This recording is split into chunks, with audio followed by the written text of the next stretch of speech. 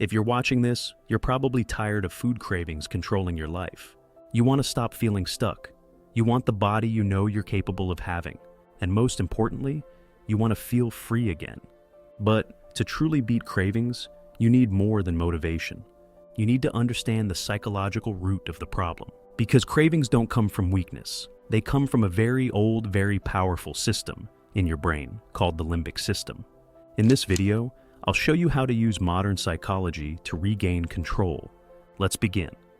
The first step to defeating cravings is understanding them. And the root cause of most unwanted cravings is in the brain, specifically the limbic system. This is the primal part of your brain. It's built for survival, not logic.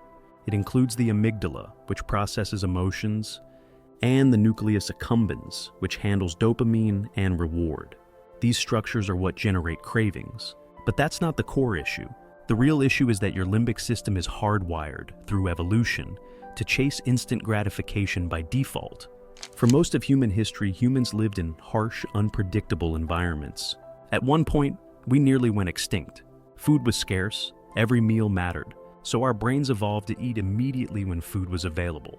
For context, humans have been around for about 300,000 years. Civilization only began about 10,000 years ago.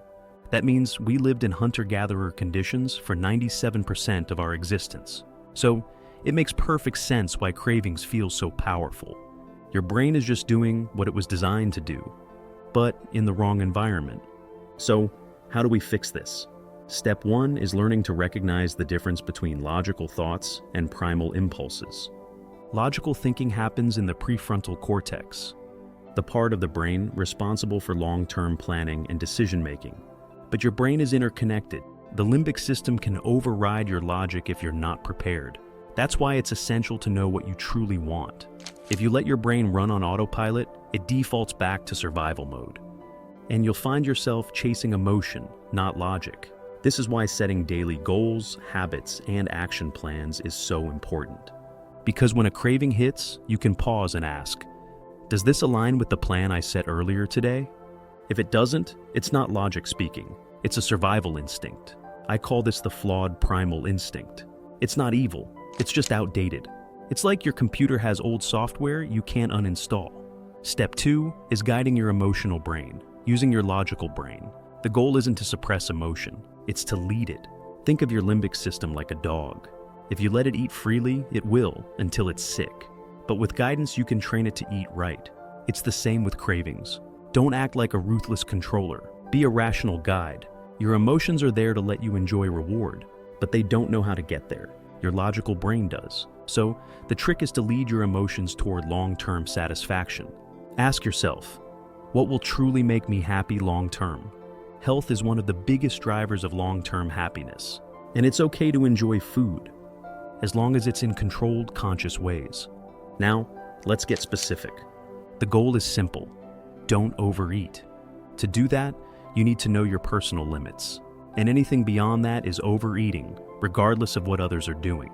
Set your limits based on what's best for your body. Set your limits before you start eating.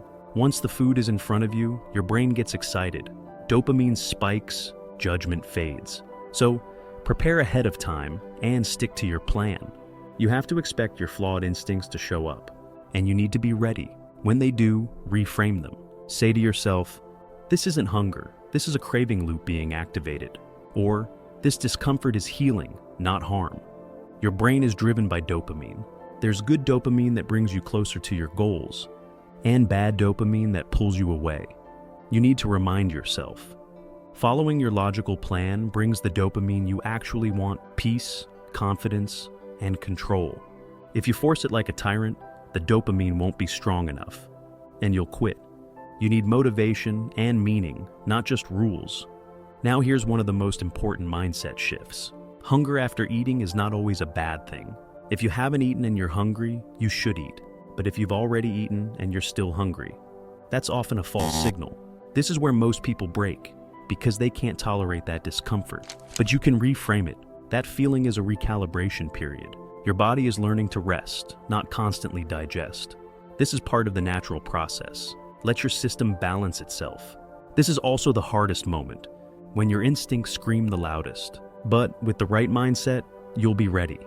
Remind yourself, this is where growth happens. This is where change begins. And yes, you need to fight for it.